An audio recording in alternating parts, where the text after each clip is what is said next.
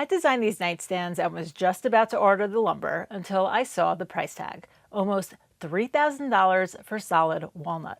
I didn't want to spend a small fortune just on materials, so I decided to get creative and find a way to build these so they look like I spent all that money without actually spending it. Let me show you how I did it. The main boxes of these nightstands will be made from plywood. If I were buying new plywood for this project, I'd only need to buy about 2 full sheets. That's somewhere around $50 to $80 each these days, but instead I'm using some Baltic birch I've been stocking up on whenever there's a sale at woodworkersource.com. I'd guess what I ended up using was about $200 of it here. I'd love to be able to say that every project I build goes exactly as I planned it, but I don't think that will ever happen. I find that each project I build is just a series of problems that I need to solve, and here's problem number 1. I really want a continuous grain that wraps around the top and sides. To achieve this, I'll have to glue up one long panel that's about 66 inches long, but the sheets I had were only 60 inches long. Since this plywood won't be visible in the end, I simply cut some extra pieces, cut domino mortises in them, and glued those pieces to the ends to lengthen the boards. The next problem was not having clamps long enough to clamp all of this together, so I used cauls with sticky back sandpaper to bring these pieces in tight. 2 problems down. I don't know how many more to go. I designed these nightstands to be thick. I would have had to buy 8/4 walnut to make them. So to make up that thickness, I'll be gluing 2 panels of 3/4 inch plywood together. In the past, I've done this sort of thing with just clamps, but if you saw my last video where I was experimenting for this project, I got myself a new toy, a vacuum pressing system, which is really fun. When gluing these panels together, if they had a seam because I needed to lengthen them, I made sure those seams were on opposite ends, and I'm really happy I invested in this glue roller. It definitely made spreading the glue around these large panels super quick and efficient, so I can get them in the bag as quickly as possible. I am never going to get tired of that sound. With those panels all glued up, I can get to working on making them look like I spent $1 million on this material. The front of these will get a very large bevel going all the way around the inside, so the front edge will need to be made of solid wood. I only had to buy 1 8/4 board to do this, which was about $240.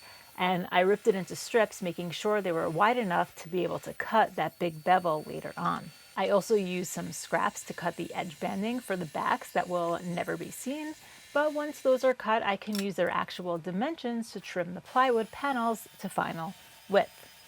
There's multiple ways you can glue on edge banding. I like to use clamps like this. I leave the edge banding slightly thicker than the plywood so I don't have to stress too much about lining things up as the open glue bottle syndrome sets in. And to make sure there's an even amount of overhang on the top and bottom, I usually lift up the panel with scraps, as you can see here. After my second glue up of doing it this way, I realized this could be done a little cleaner. So I measured my clamps and designed these little U-shaped clips that I printed on my Bamboo Lab H2D in about 20 minutes. More on this personal manufacturing hub later. The H2D is not just a 3D printer, it has a few other amazing functions like a laser cutter. Yeah. When placed on the clamps, these lift the plywood just enough so a small amount of the edge banding remains below the bottom of the plywood. I know some clamps come with risers like these, but I have no idea where they are, and with these I'm able to customize the height to get the edge banding evenly centered on these panels. All right, let's clean up the edge banding. First I cut the excess off the ends with a handsaw, then I tried something new to flush the edges. I usually use a router, but decided to try this method. This is the back of my L fence. It's just a piece of plywood with 2 dovetail slots in the back of it, so it could be clamped to the fence in a position that's right above the blade. This was doing a really great job on the thinner edge banding, but I tried to do the same thing with the thicker pieces, and it didn't really work. Since I had to raise the blade, I had to add on the actual L fence of my L fence, and that small surface area just wasn't keeping the panel stable. So I used a router. I set the bit so it's slightly above the material, then do a final cleanup pass with a hand plane. Edges are done. Now time to focus on the faces, which will be covered by walnut as well. I ripped these boards so they were all the same width, slightly wider than I actually needed. then resawed them at the bandsaw into veneer sheets that were slightly thicker than 3/32, which is my goal thickness for veneer projects. All of this walnut that I'm resawing cost about $700. I know it's still a lot of money, but it's a lot less than $3,000. Many of you are probably wondering why I didn't just use walnut plywood, which I could get for around $200 a sheet. And that's a great question. There's nothing wrong with walnut plywood. It's a great option to get a walnut look for less, but I have two issues with it. The main problem is that the veneer on commercial hardwood plywood is so super thin and it's very easily damaged. I'll be cutting miters on the corners and those thin veneers just won't be durable enough in my opinion. The other issue is that I've yet to purchase a sheet of walnut plywood where I actually like the look of the grain. Walnut plywood still looks like plywood to me, and I want to have more control over the grain pattern to make it appear as if this project was actually made from solid hardwood. Now, this isn't the first time I've ever made veneers, but this is my first veneer project where I have a drum sander. In the past, I've used a jig at the planer, which worked out fine, but the drum sander really shines with veneers, especially with how I set it up in my shop. I was questioning the location of my drum sander until this moment, right here. Good choice, Tamar. This whole process looks like it's very quick, but it's painfully slow. You have to take the teeniest, tiniest little bit off with each pass and do a bajillion passes. In case you were curious, I timed it. It took about 17 and a half minutes for me to do each pass on all the strips. Resawing the veneer at the bandsaw also takes a super long time. I spent a whole day just resawing and then bringing them down to their final thickness of 3/32. I didn't bother keeping track of the order of how these were cut because I didn't want to slip match or book match the strips. I wanted a random match so it looks like they were totally random boards glued together. Once I found the pattern that I liked, I prepared them for glue up. The first step is to join all the mating edges. You can do this at the jointer, but I like to use a hand plane and the shooting board set up on my bench. The dog that came with my tail vise isn't tall enough to reach the material after it's lifted up on that shooting board, so I 3D printed a taller dog that fits in the vise. But it's PLA, which is plastic and it's slippery. So I went back to the drawing board and designed these dogs that have a TPU face that's printed in such a way that it's permanently fused to the PLA dog. This is only possible because this H2D printer has dual nozzles, so it can print two different materials that require two different settings within the same print. Time to test it out. And it works. The TPU face totally helped keep the board steady while I ran my plane on the workbench to joint the edges. No more gaps between these boards. Love it. But then it was time to join the longer boards, and they were longer than my bench, so I couldn't rest my plane down. So I made this quick little bench extension that simply gets clamped in my face vise and worked like a charm to get those edges all cleaned up. This whole process can also be done at the jointer if you have one, but with long, thin boards like this, it can sometimes get a bit difficult to handle at the jointer. Sometimes I just really enjoy these quiet moments in my shop. So satisfying when the pieces line up like this. By the way, when I say I made a quick little jig, I really mean quick. All these parts were just brat nailed together. Okay, edges are jointed. Now all the boards can be taped before the glue up. The tape is going to act as clamps here. So when I'm putting it across the joint, I make sure to stretch the tape a bit so it pulls the two boards together as much as possible. Then one long piece goes all the way down the seam.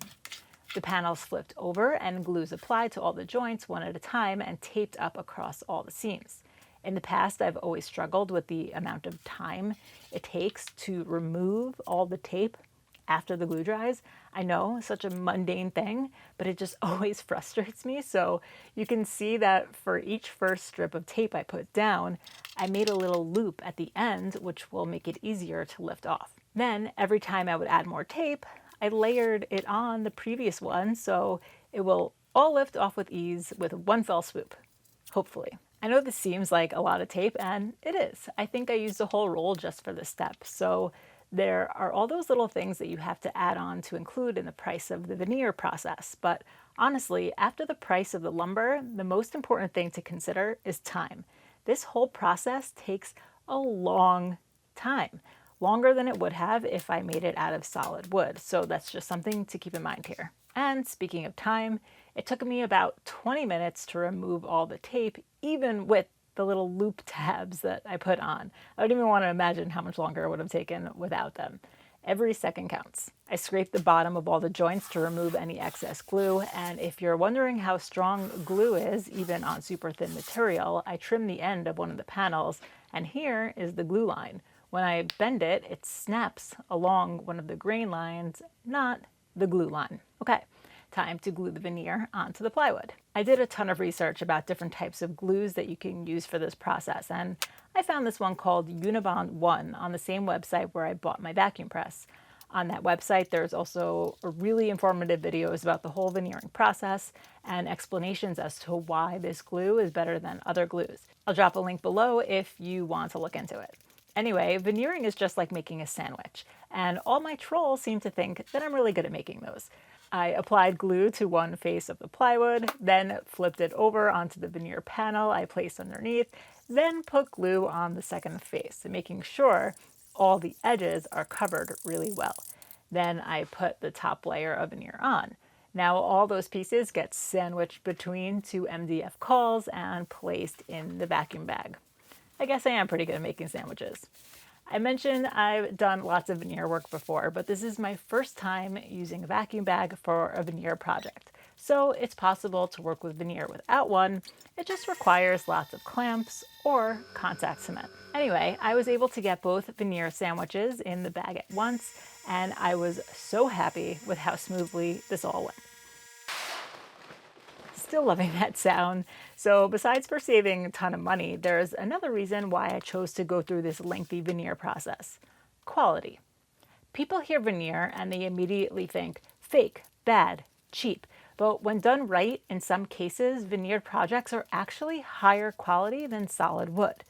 We all know that wood expands and contracts with the seasons. And since veneered projects are made with staple plywood, it won't move or warp over time. Wood movement is also the reason why you don't want to make your veneers too thick. You may think the end product will be higher quality if the veneer is thicker, but once it gets past a certain thickness, it'll start to act like solid wood again, and there's a risk that gaps will open up in your panel.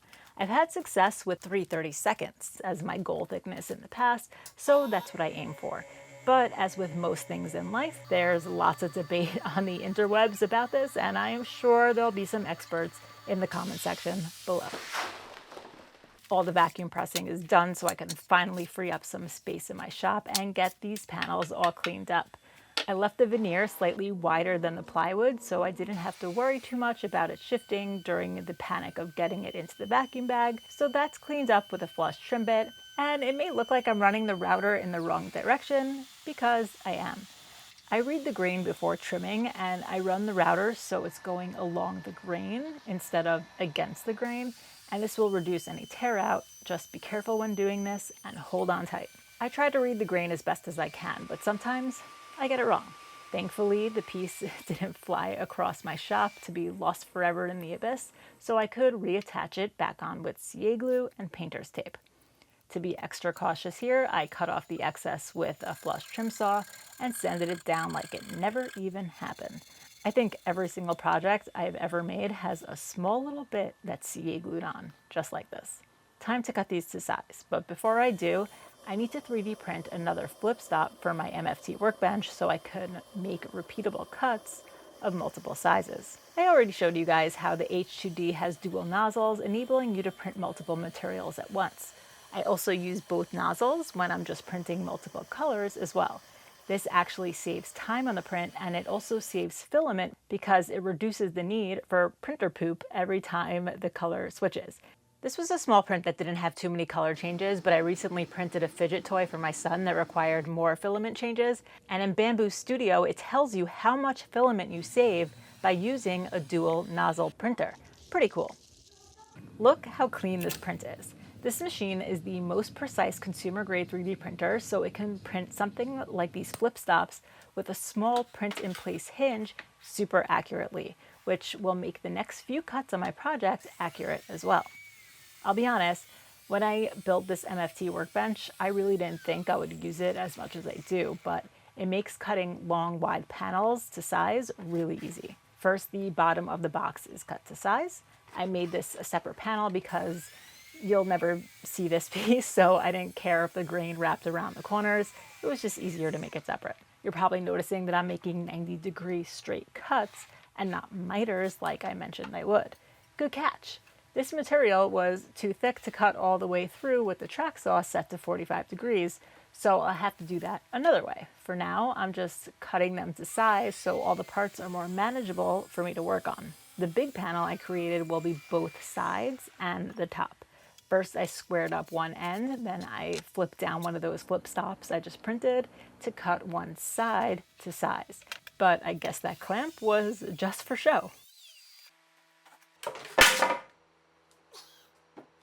So stupid. I just didn't clamp it on tight enough and a bit of the veneer cracked off on the end. I had to keep cutting though, and I figured I'd just have to deal with the consequences later. To keep the grain flowing, next I cut the top.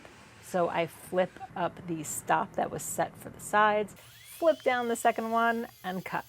Before removing the pieces, I make sure to mark them so I know how to reassemble them later, and having two flip stops here enables me to go back and forth between these stops without needing to move them, which is awesome when I need to cut the second side to match the first.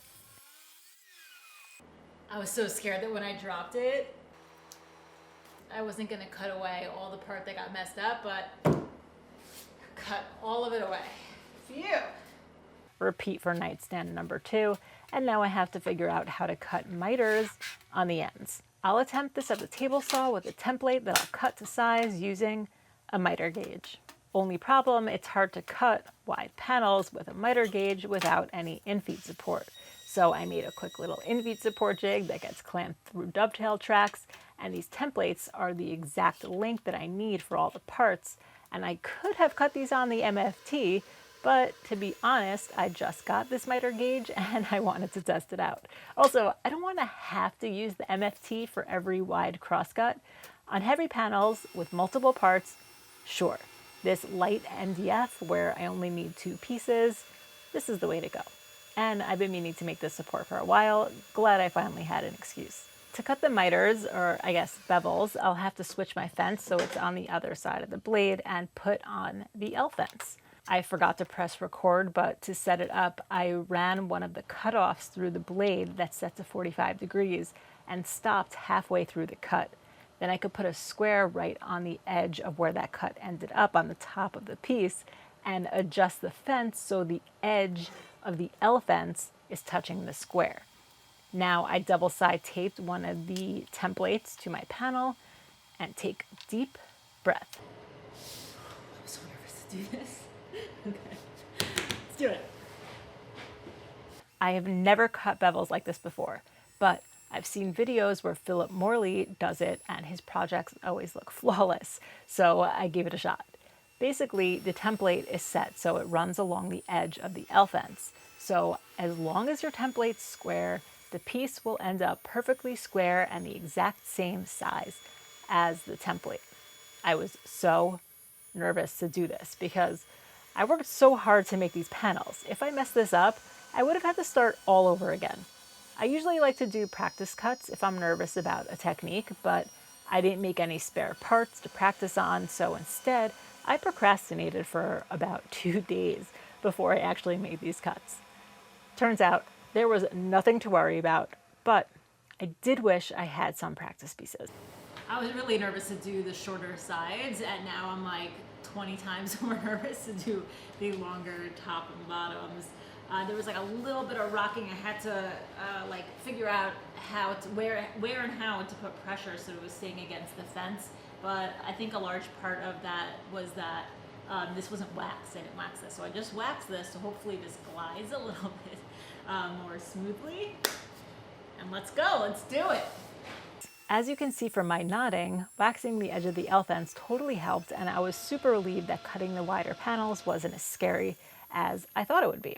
Would I recommend this method? I'm not sure. It's definitely not a beginner move, but it did give me some great results in the end. So if this is intriguing for you, just try it on scrap before cutting into expensive panels you labored on for weeks. So I said it gave me great results in the end. I wasn't happy with the results right away. There were some areas where I saw blade marks because the panels shifted a bit as I was cutting. I thought I was going to have to use a hand plane to clean those up, but instead I just nudged the fence slightly away from the blade, put the template back on, and recut. Now a little bit of the template gets cut into, and the piece will be slightly smaller, but these cuts were so much cleaner.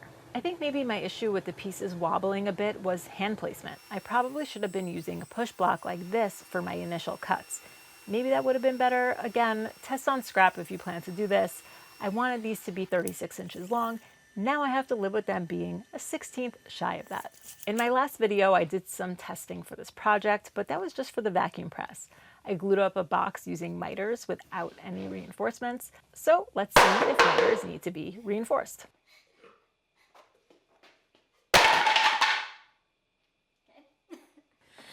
I guess we're using dominoes. I know no one's going to be chucking these nightstands from 5 feet in the air onto a concrete floor, but besides for adding strength, dominoes help with the alignment during the glue up. I was using the flaps that are built into the domino to cut the ones on the edges, so I needed those edges to be intact in order to use them as a reference. Once the domino mortises are cut, I can cut the big bevel that will go around the inside of the frame. To get the location of this bevel, I did a series of small cuts on the front face, moving the fence slightly each time, just until I got to a spot that looked good to me. Then I ripped the bevel on all the edges, and it's amazing how such a simple detail can completely change the whole look of a project. These were cut at 45 degrees, by the way. If you've ever used dominoes before, you know sometimes it's a struggle to remove the parts or the dominoes after you dry fit. So I found a file on Maker World for 3D printed dominoes, and I reduced their size by 1% in Bamboo Studio before printing them so they would be slightly smaller and easier to remove when using them to dry fit the box. Yes, this whole video up until now is just the process of making a box. That went together so easily. Wow. Oh man, that looks great. Awesome. But it was a satisfying box to assemble, and now I could work on the rest of the components like the shelf. I cut a scrap to make sure I dialed in the fit, then cut the shelves to size using the stop that's built into my miter gauge. I used some scraps and a cutoff from that shelf to mark the height where it needs to go, and easily disassembled the box because of those 3D printed dominoes. To make sure all the mortises will be cut in the same position on all the parts, I used those scraps and cutoffs again and placed the shelf at the line and cut the mortises, making sure both parts were clamped down really well to my workbench. I especially liked having the gap between my workbench halves to clamp in the middle. Test fit, and we're good. I almost forgot there needs to be a divider between the drawers on the bottom, so I glued on edge banding to the front of some plywood, cleaned that up off camera, and cut the domino mortises for those. Then I sanded the insides of all the parts to prepare for the glue up. I was extra careful on the bevels and only hand sanded those. For a glue up like this, I needed to do a practice run.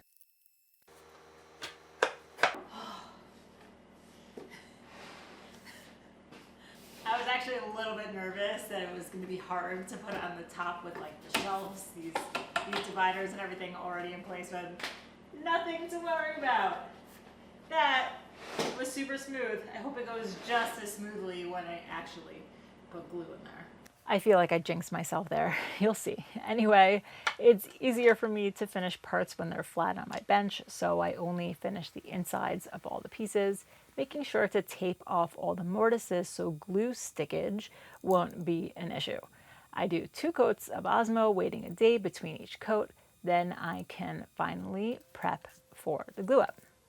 There are lots of ways to clamp miters like this. I wanted to try this way where I glued the angled cutoffs to a piece of MDF, then screwed the parts together to make them more secure, and applied a strip of sticky back sandpaper to the bottom.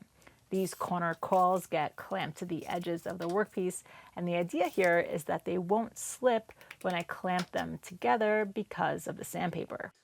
I did a test run, so this should all go smoothly, right? It did not go smoothly. I wish I could just let this whole clip run through its entirety, but it's a half hour of my open glue bottle syndrome kicking in. It started off pretty smoothly. The draw divider and shelf went into place with ease. Then I tried putting on the first side panel and it all went downhill from here. The whole time when I was planning this, I was worried that getting the shelf into place at the same time as the miters was not going to work because of the angles involved in bringing the mitered corners together. But I did a test run and it worked. But that test run was without glue, where all the pieces were able to move slightly to get all the pieces to fall into place. Once the glue's on, those pieces are basically stuck and there's not enough wiggle room to set the angled pieces in position. And this is when panic starts to set in. It was so difficult to get the dominoes for the shelf to line up, I even made a little song about it. Why won't you go into place? I just had to keep going back and forth between clamping the shelf and closing up the miter little by little until finally all the dominoes get a bunch of clamps on the corner to bring it in real tight. Sorry I'm not changing any camera angles, but I'm kind of stressed out right now. It's not going away. Now for the second side, I knew what I had to do now. Just keep going back and forth between bringing the shelf and the miter together, slowly switching between them, but I still couldn't catch a break. Always make your clamp at the loosest setting before you put the glue on. Rookie mistake. And now watch my OGBS go into overdrive when I panic trying to look for a clamp that was literally in front of my face the whole time. It did feel really good when I finally got those pieces together, though.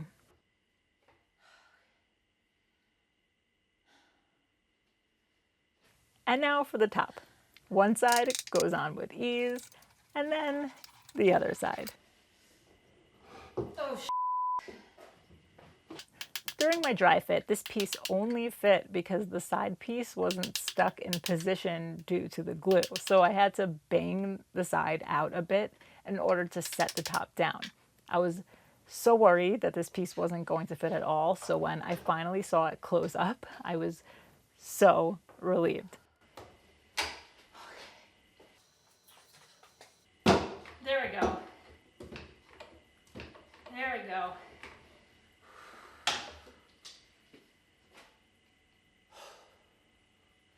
Now I just needed to add the rest of the clamps to bring those corners in nice and tight, and I could take a deep breath when it finally came together.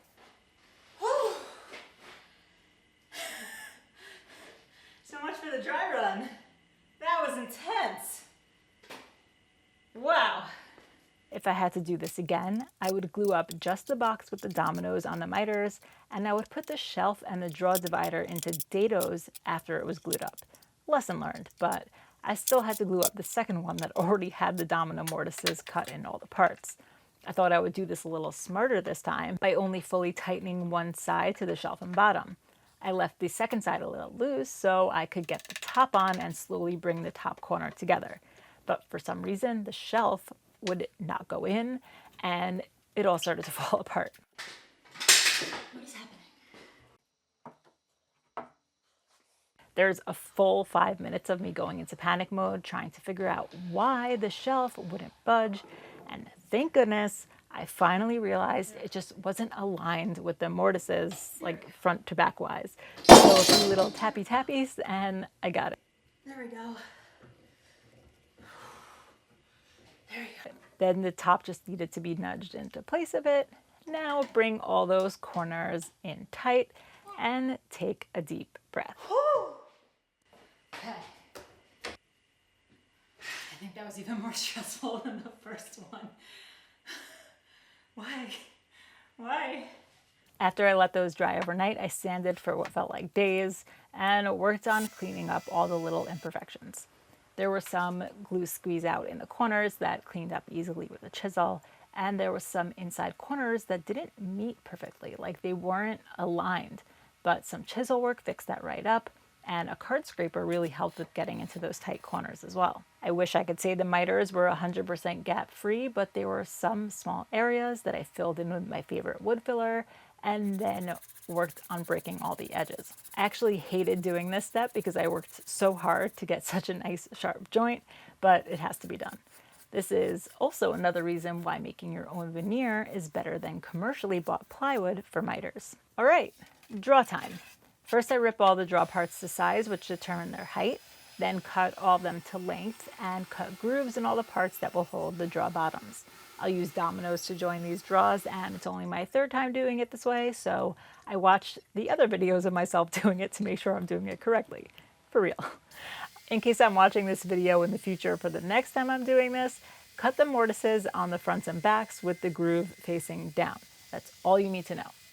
I'm going to use undermount slides for these draws, which require notches to be cut on the back piece to fit the slides. I start off the cut with the pieces standing up against the stop block on the miter gauge, then I could cut away the waist like this. I just really love how quickly these draw parts come together when I use dominoes here. These draws are going to be inset, so I use a scrap that will be the same thickness as the draw fronts as a spacer, then screw the slides into place. For undermount slides, there's also a few more holes that are required, so I 3D printed a jig that helps me out with that, and I can install the front clips, then put them into place. I've been doing this for a long time now, and at this moment, still doesn't get old. All right. Draw fronts. I saved this board when I first started the project because I like the look of the grain, and now it can clean it up. First at the jointer to flatten one face and square one edge, then at the planer to bring it to final thickness, then the table saw to rip to final width, and finally at the miter saw to cut them in half to create the continuous grain. These boards are still slightly long at this point because I wanted to get the perfect fit in the opening, so I test cut on scraps until all of my 16th inch spacers fit between them. Then I cut them to final length. I'm still not close to being finished because I haven't even started the base yet. At this point, I actually wasn't 100% sure what I wanted to do for the base, so I figured it was a good time to apply my 2 coats of finish so I could think about it. First, I thought I would do something super blocky and simple like this. Then I thought adding a little curved element might be cool. And to add some airiness, I thought it would be interesting to place these strips between the box and the base. Something still didn't feel right to me, so I added an angle to the ends of the base, and I like that much better. So in Fusion, I created a file that I can use to make a template.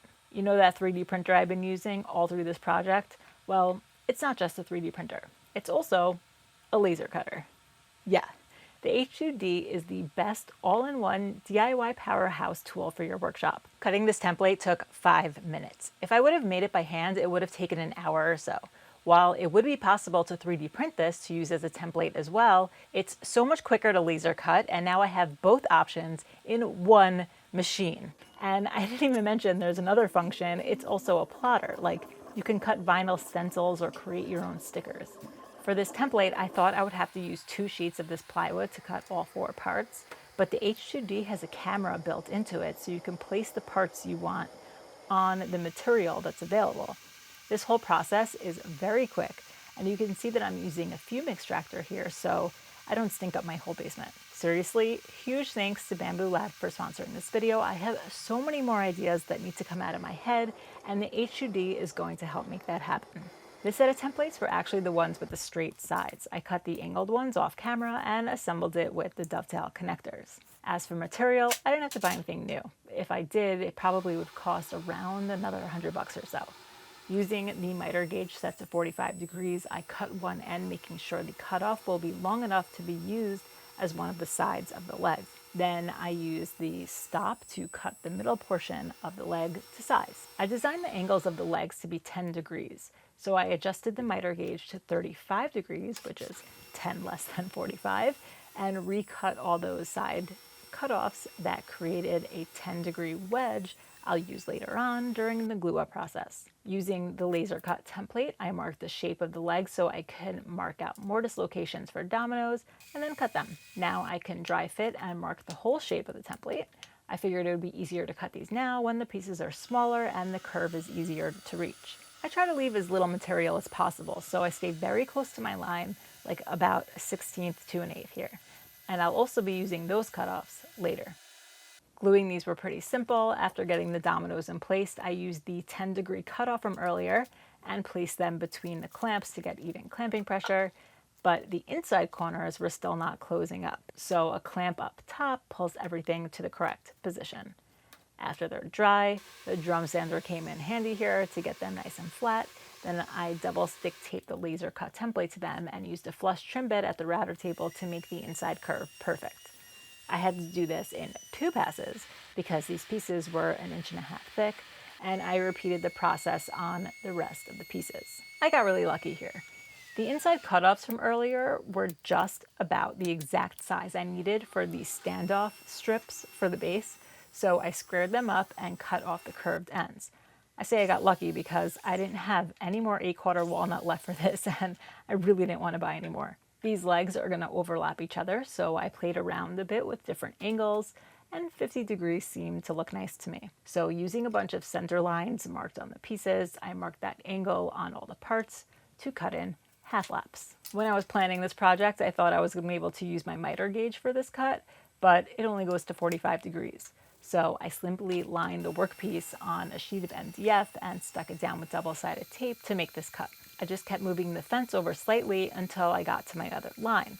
If I were cutting a bunch of parts like this, I would probably make a fancier jig with stops and all that, but I only needed to cut 2, so this worked. And silly me, I thought I was going to be able to cut the mating piece at the table saw as well, but I'm sure you can see why I couldn't. So instead, I set my miter saw to 50 degrees and set the depth stop so it would stop halfway through the material. I also considered making a router jig for these cuts, which would be slightly more complicated because of the inside curve. This was way easier, and once the width is cut correctly, it's pretty satisfying to clean up the bottom of the cut. The 2 parts come together really nicely, and I can lay the base on the risers to finalize the actual height of the nightstands and cut all those parts on that line at the table saw before gluing them together with just 1 clamp. Probably the easiest glue up of this whole build. Off camera, I drilled recessed holes in the riser blocks and put finish on them and the bases. The riser blocks are screwed to the bases a set distance from the edges. Then I can screw that whole assembly to the underside of the main box. Last thing to do is install the drawers and the draw fronts. Using these 16th inch spacers, I get them in place with double-sided tape, then screw them on from the inside. Then I drill some holes through the fronts, attach the handles, and they are done.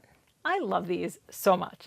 They look very simple, but as you guys know from watching this video, there was so much work that went into building them.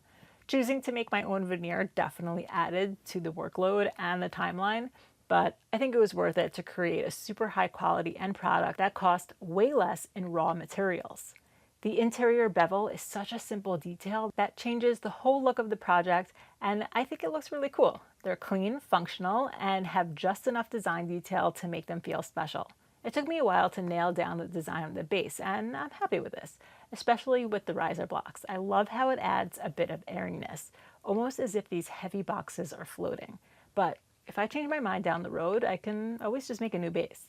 I absolutely love the middle shelf. It's going to be a great place to store books, and the drawers are obviously great storage too. I feel like if you didn't watch this video, you would not be able to tell that this was made from veneer, and it looks like I spent $3,000 just for the materials to make these. So I think I accomplished my mission despite all the problems I encountered along the way. Also, I can now check off veneer pressing as another tool in my arsenal, so that's a win too. Thanks for watching. I hope you guys enjoyed, and I'll see you on the next one.